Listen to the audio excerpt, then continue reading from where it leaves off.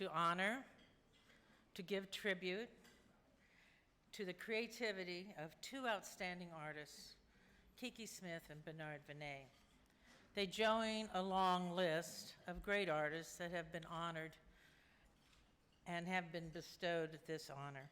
The International Sculpture Center is an organization of 50-plus years in age and has since day one supported sculpture and the artists who create it. That is why I'm attracted to this organization, because it does support the field of sculpture and the core of that field, which is the artist. The International Sculpture Center has a great track record and continues to grow.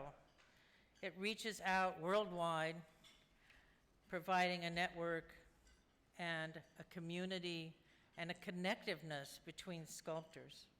The International Sculpture Center publishes the Sculpture magazine, which is sent around the world. I bumped into one at a university in Dubai. Each year we hold major conferences and we engage young people and the broad sector of the field. It's a well-run organization.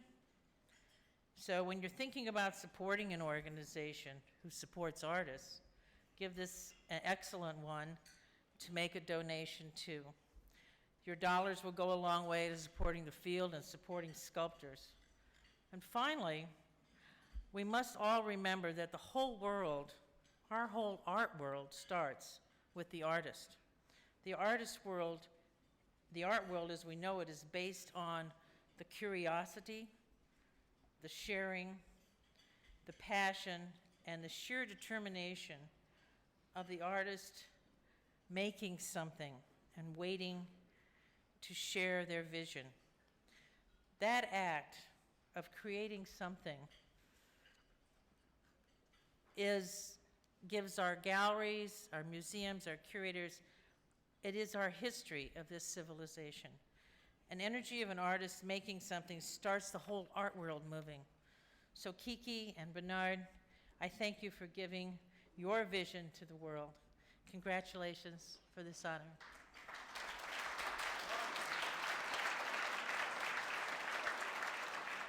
So it is my privilege tonight to introduce Helene Posner. Helene is Chief Curator at the Nuremberg Museum of Art in Purchase College, SUNY. Posner is the author of a monograph on Kiki Smith and was United States Co-Commissioner on the 48th Venice Biennale, where she organized Anne Hamilton, My In. She is the co-author of the award-winning book, After the Revolution, Women Who Transformed Contemporary Art, and of The Reckoning, Women Artists of the New Millennium. She was curator of a mid-career survey of the work of Lorna Simpson, which traveled to the Museum of Contemporary Art, Los Angeles, the Miami Art Museum, and to the Whitney.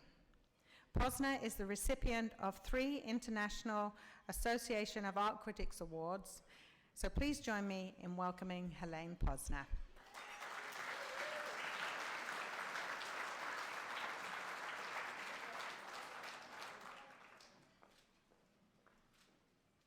Thank you, Joanna. Kiki Smith's career has spanned more than 3 decades. She became one of the leading artists of her generation by revitalizing the body as subject matter for herself and her generation of artists, as well as her successors. By reclaiming the high ground of figurative sculpture, she took on the male-dominated tradition of Western art and reinvigorated it with her often personal, increasingly idiosyncratic reinterpretations of its conventions. In the 1980s and early 90s, she became well known for her depictions of the human body, fragmented and whole, as a vehicle for expressing the hidden sides of our physical and psychological selves. As a sculptor, Smith represented internal organs and bodily fluids, and gradually the complete life-size human figure in such diverse materials as paper, wax, and bronze. The intimate body Smith most often depicted was female, both as the battleground for contentious cultural and social issues and the site of women's lived experience. For several years, Smith focused on the abject female body as the archetype of human despair.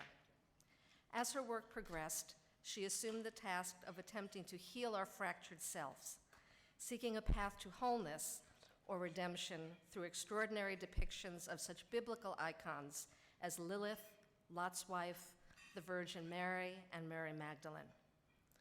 The artist later explored characters from fairy tales, Victorian literature, and popular religious narratives, adapting such figures as Little Red Riding Hood, Alice in Wonderland, and Geneviève, the patron saint of Paris, and reinterpreting their stories to express a contemporary feminist viewpoint or a more personal vision. Gradually, she moved beyond the female subject and broadened her scope to encompass the animal world and the landscape. A truly expansive artist, Smith is convinced of the profound relationship that exists among human beings, animals, the natural environment, and even the cosmos. This intimate connection may evoke an earthly paradise or instead portend ecological disaster, as the fate of all living things is entwined. Over the past 2 decades, Smith has created ambitious multimedia installations that more fully examine these wide-ranging themes. Landscape, presented at the Mass College of Art in Boston, featured a vast carpet of prints depicting wolves, deer, and mice etched on a saturated red field, along with a row of enlarged red glass blood cells. In this work, Smith expressed her growing sense of the deep relationship between female sexuality and nature. An installation variously configured as Kiki Smith her home or her memory at museums in Germany and Spain, and as Kiki Smith's sojourn at the Brooklyn Museum, took the viewer on an extended journey through the stages of a woman's domestic, creative, and spiritual life in 2 and 3 dimensions. Kiki Smith Visionary Sugar at the Nuremberg Museum of Art, the artist created an environment that represented and embraced the vitality of an animistic, spiritually charged universe through such imagery as male and female figures, birds, reptiles, and animals, flowers and trees, and the sun, moon, and stars. With Visionary Sugar, Smith told a story about, and I quote, how imperative it is at this moment to celebrate and honor the wondrous and precarious nature of being here on Earth. Kiki Smith is an extremely inventive and prolific artist, motivated by endless curiosity about the world and an ongoing desire to explore the range and possibilities of figurative art. The scope of her work, from an initial exploration of themes of morbidity, fragmentation, and abjection, to an expansive engagement with the world of spirit, nature, and the imagination, is nothing short of remarkable. A true original, Smith has always charted her own course, and in the process, changed the face of contemporary sculpture. On a more personal note, I have known Kiki Smith for nearly 25 years. We met in 1992 when I included her work in an exhibition I curated for the MIT List Visual Arts Center called Corporal Politics, which looked at the fragmentation of the human body in contemporary art. A few years later, I selected her work for another List Center exhibition titled Mirror Images, Women, Surrealism, and Self-Representation.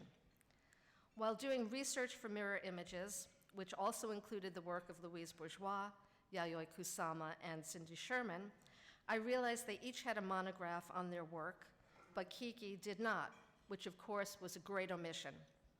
I approached Kiki with the idea of doing a book, and fortunately for me, she said yes. It was the first time I had taken on the task of writing a monograph on the work of a major artist, and I was both excited and intimidated.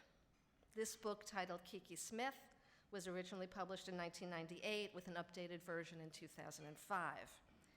It remains one of the books of which I am most proud. In my essay called Approaching Grace, I looked at such themes as morbidity, mortality, and reanimation, dualism and fragmentation, the abject body, the religious and mythological body, the feminine and the decorative, and the animal world, subjects that will be familiar to anyone who knows Kiki Smith's work. I continue to follow her trajectory in Volume 2, moving on to such topics as nature and the cosmos, natural history, body and spirit, and finally, heroines and companions. Born, a classical bronze sculpture of a small deer giving birth to a fully grown woman, represents this theme. In thinking about my work with Kiki over the years, including telling tales at ICP and Visionary Sugar at the Newberger, I realized that the title of my last chapter aptly describes my relationship with Kiki. She is my heroine and my companion in an ongoing artistic journey, and I am grateful for her extraordinary work and her inspiring company.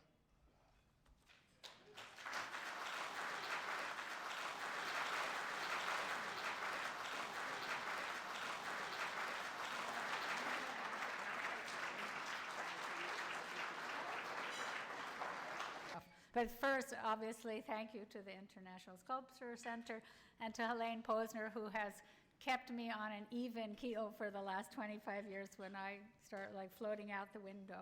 And congratulations to Bernar, who are here. And so anyway, I've been privileged to be an artist. There are very few professions in life that are self-determined. Being an artist is a privilege that an artist takes for themselves. It is a privilege that my parents and my sister Seton gave me to imagine in. And it's one that has given me a life spent mostly wandering in myself as an activity, and it's afforded me a beautiful life, and particularly with many of the people in this room. I've been blessed to know artists and work with artisans in foundries, print shops, with gallerists and curators and directors in museums and institutions, to know collectors. I have had the honor to teach and to work in schools and to work with other artists, filmmakers, writers, as collaborators and as assistants, and many of them I've been able to call my friends. Mine is a position that is hard fought and won by the women, particularly in my case for being a woman that came before me, that fought to have representation as an artist. And America has a complex relationship with art, and so to be an artist is something that has to be continually fought, and the art world must become a more inclusive place that reflects the great richness of our societies. And this has to be fought in the schools and in the institutions, really systemically, because the art world does not have really high marks in it when it comes down to in other academic departments. And so that's, for me, something important. Okay, now I'm going to say 2 seconds of me. Which is Mark Epstein once told me that Dr. Winnicott said, artists are people driven by the tension between the desire to communicate and the desire to be hidden. And I thought, I more and more want to be hidden. But I always thought art is a place where you can synthesize the experience of being here into material. And then this is the private part of me that I like to remain hidden, is in regards to sculpture, is I'm fond of jewelry.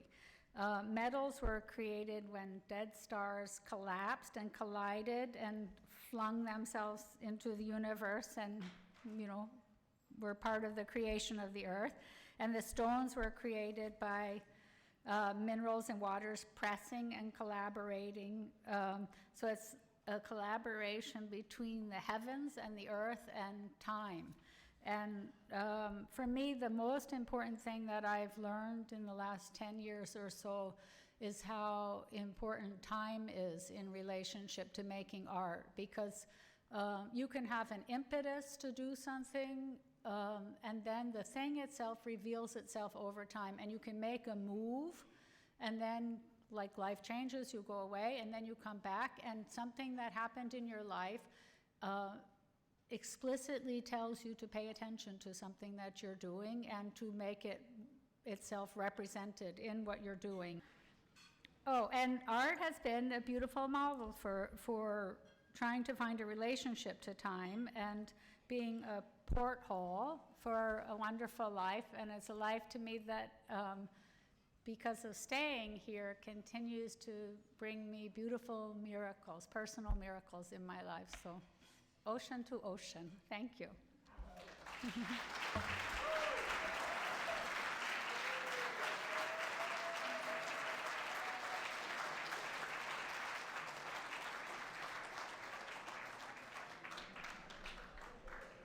Congratulations, Kiki.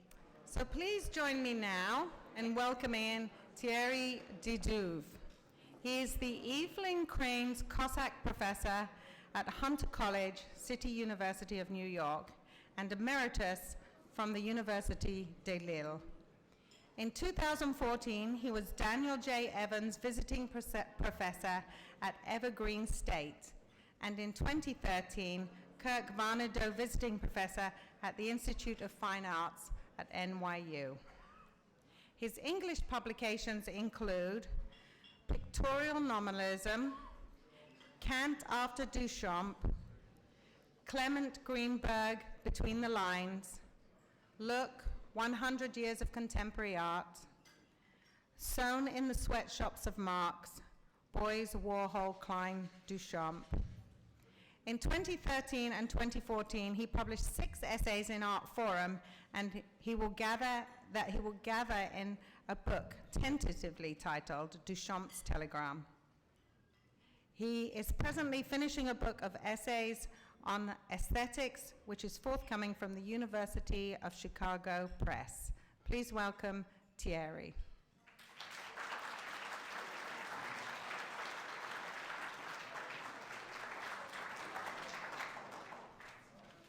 Thank you so much, Joanna. That was a lovely presentation. Good evening, all of you. As I have the honor of introducing Bernar Venet to the audience of tonight's awards gala, celebrating his and Kiki Smith's lifetime achievements, let me tell you first of all what a pleasure it is.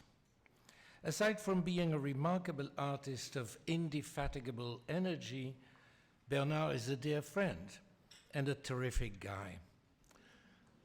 Not later than yesterday, we were playing boule, you know, pétanque, in Washington Square.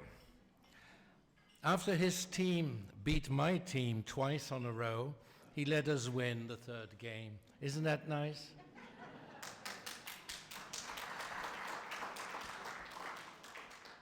Beware of him, though. He's a snake charmer. An eternally young seducer who gets his way with all creatures under the sun, thanks to his disarming smile and his true generosity. I've seen how he got the Hungarian handlers of his work to move a wall relief weighing several tons in a space so narrow I would have to lose my belly to get through, after which he treated them to a gargantuan meal. That guy has a heart as big as his 6-foot frame. Thanks, Bernar, for being who you are.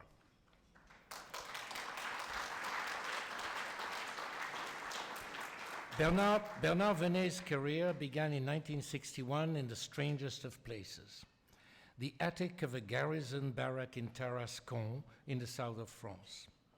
He was accomplishing his military service there and somehow convinced the authorities to let him use the attic as a studio in his spare time. See what I mean when I say the snake charmer? Try to seduce the military.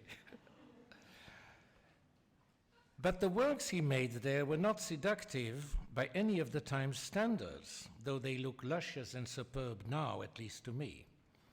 There were pieces of cardboard poured over with streaks of black industrial paint and sheets of paper stained with tar pushed around with his foot. Quite radical gesture for a young man who had hardly been exposed to contemporary art at the time and who had received his formal art education at a school whose director castigated him for defending Picasso. This first period of Venet's career culminated in 1963 with an even more radical gesture. He proposed a heap of coal of indeterminate form as a work of art, several years ahead of similar anti-form gestures by Robert Morris, Richard Serra, Barry Levar, or Robert Smithson. The next period really starts after Venet's first visit to New York in 1966. His friend, the artist Armand, was already living there, and he soon convinced Bernar to follow in his footsteps. By the end of 1966, Venet became a New Yorker and had remained one ever since, even though he spends more than half his time at the Moulin, the beautiful compound he has acquired and expanded in the village of Le Muy in the hinterland of Saint-Tropez. There, he has created a foundation devoted to the public display of not only his work, but also the wonderful collection he has accumulated over the years, mainly through barter with his artist friends. In New York, Venet became a conceptual artist. Invited to participate in the exhibition Impact at the Museum of Céret in the Pyrenees, he sent the organizers the industrial drawing of a beveled tube. The drawing contained all the information needed to fabricate the tube, and so the drawing was enough. Aesthetic appreciation of the tube was redundant. Venet had discovered, as he would later put it, monasemic signs, signs with only one self-referential meaning. The issue was, for him, as for many of his conceptual colleagues, to eliminate taste, subjectivity, self-expression, and every other remnant of the romantic conception of art and the artist. His solution to that problem was particularly brilliant. He started enlarging mathematical equations lifted from scientific books and presented them without any aesthetic distortion. Self-enclosed, those formulas contained no information that would not refer back to the axiomatic code of the scientific discipline that had generated them. Once he had made the discovery that the subject matter of works of art, not the works themselves, of course, could be stripped bare of every symbolic meaning, provided it be aligned with the formalism of mathematical statements, Venet drew the logical conclusion. He should let the scientists themselves choose what piece of scientific information he, Venet, would present as art. In 1967, he drew a list of disciplines, starting with astrophysics, which he would present by various means, not all visual, since they included lectures and audio tapes. He set himself a yearly program of such presentations, extending into 1970, after which he would definitively stop making art and devote his time to pure theoretical reflection, which he did. In 1970, he announced his retreat from art production and effectively put an end to his practice. If Bernar Venet had forever remained faithful to his oath, we would not be here tonight to celebrate him under the aegis of the International Sculpture Center. Let's therefore rejoice over his about-face. Now I hear Bernard protest. An about-face, perhaps, but not a betrayal. Indeed, and this is perhaps the most remarkable personality trait of this rigorous, puritanical man. You see, you can be a seducer and a Puritan, there's no contradiction there. Venet, whose successive periods represent as many breaks with himself, would never feel authorized to change directions without having first devised a thorough intellectual justification. The mantra of monosemy, monasemic signs, allowed Venet not only to resume work, but moreover to return to painting. When he did in 1976, It was to a kind of painting that retained the self-referentiality of his mathematical equations of 66, 67. In black paint, he would trace arcs of various angular apertures on the periphery of white circular canvases. They were, you might say, conceptual paintings, paintings conceived and executed under the strict constraints of monosymy. But then a true, careful, and progressive, but still true liberation occurred. By 1979, the arcs had freed themselves from their canvas support and landed on the wall, then on the floor. Venet realized that lines, whether they were arcs of circles or straight or broken angular lines, could be freestanding and autonomous and be an object of investigation in their own right. And they went from being made of painted wood to Corten steel, a fully sculptural material that nonetheless paints itself, so to speak, as it lives and rusts in the great outdoors where most of Bernar Venet's works since the 80s have found a home. The rest is history. Among the experiments of 1979-80, the most fruitful to my eyes proved to be the indeterminate lines. Indetermination may be a mathematical concept drawn from information theory or quantum physics, but in human experience, it stands for both liberty and precariousness. Those are not scientific concepts.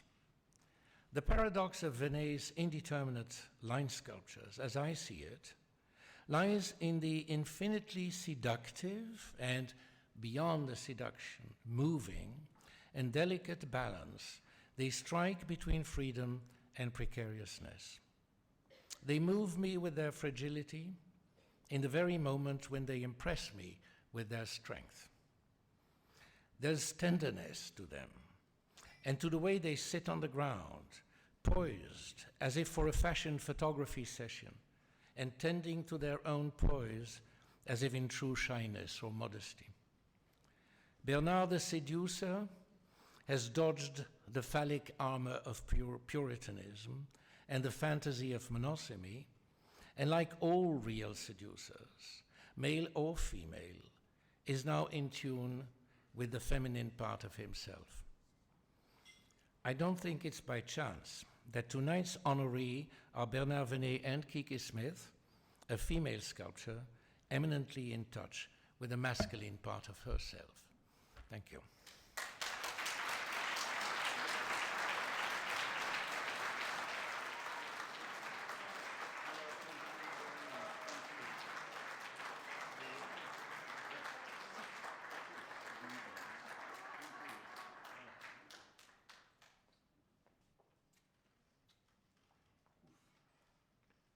Okay, it's a story of time. It's a story of time. Seconds, minutes, hours, days, weeks, years, and so on. I tell you how it worked. When I arrived in New York exactly 50 years ago, minus 1 month, we are just cheating on 1 month. I arrived on the 1st of April, 1966. It took me just a few seconds to get out of the plane because I was so much in a hurry to come in Manhattan and see what was going on there. It took me just a few minutes to show my passport to the immigration, and only a few hours to find myself at the YMCA, where I could finally afford a room, 10 feet by 5 feet. So seconds, minute, you got it, huh? Seconds, minute, hours, I'm trying to do something with that. Anyway, after a few days at the YMCA, after walking all around Manhattan, about 100 miles, seeing all the galleries and everything, I found myself less than a week later thrown out of the YMCA because I could not afford any more of the room. So I called my very dear friend Armand, who just arrived at that time, and I said, Armand, you know, I have no more money to, you know, to stay at the YMCA. He said, oh, let's go to the bank. And I said, no, look, I don't have a bank account, you know. So he said, what are you going to do? I said, well, it's the street or your studio. So I found myself in his studio. Now, dear friends, don't feel too bad, but it was terrible. As much as the man was generous, the studio was pretty bad, you know. It was a mess. It was like, it was smelling polyester, terrible. I don't know how I survived that. And it was also the studio that Tingley, Nikhil Sanfal, and Ed Kinnells had used before.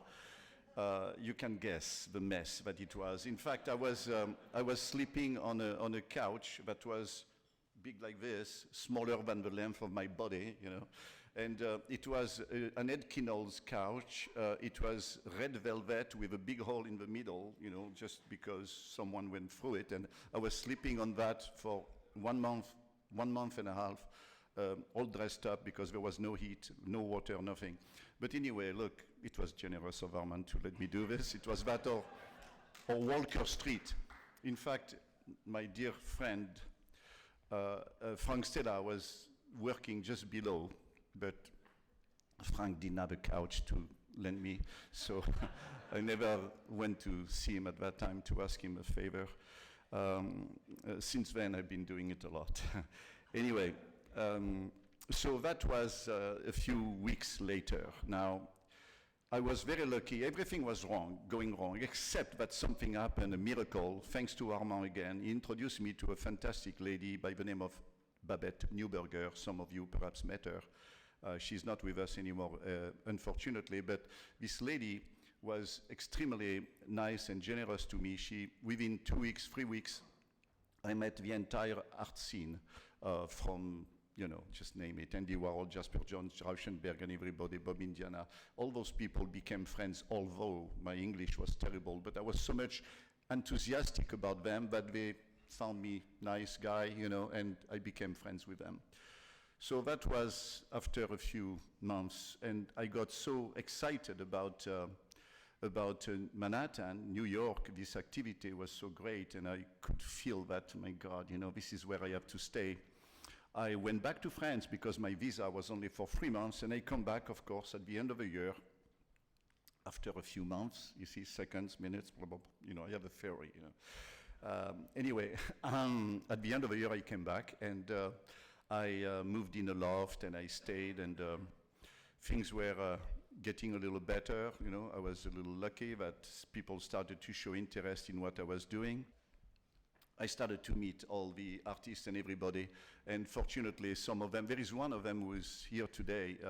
Thanks to him, I could have a few pasta once in a while, but Jean-Claude was cooking for us, Jean-Claude Christo, of course, and Christo. And I want to, yeah, I really want to thank Christo for those early days. Thanks to him, I met Marcel Duchamp also, which is something that you never forget in your life, you know.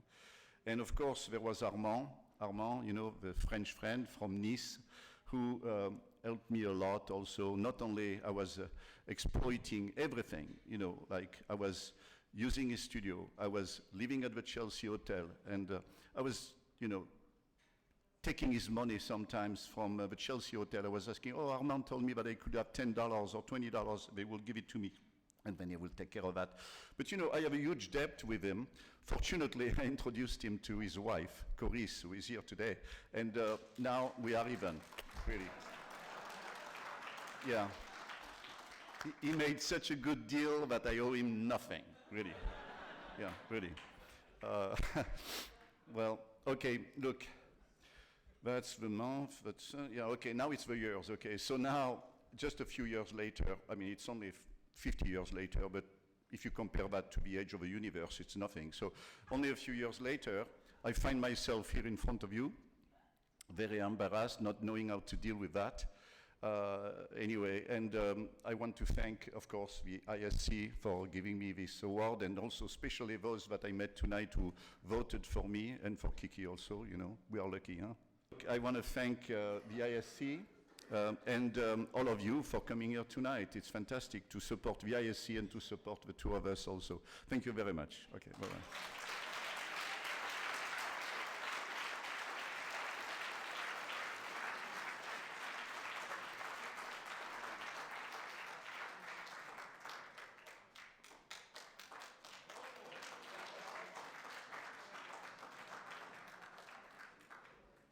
Let's just hear it once more for Kiki and Bernar. Congratulations.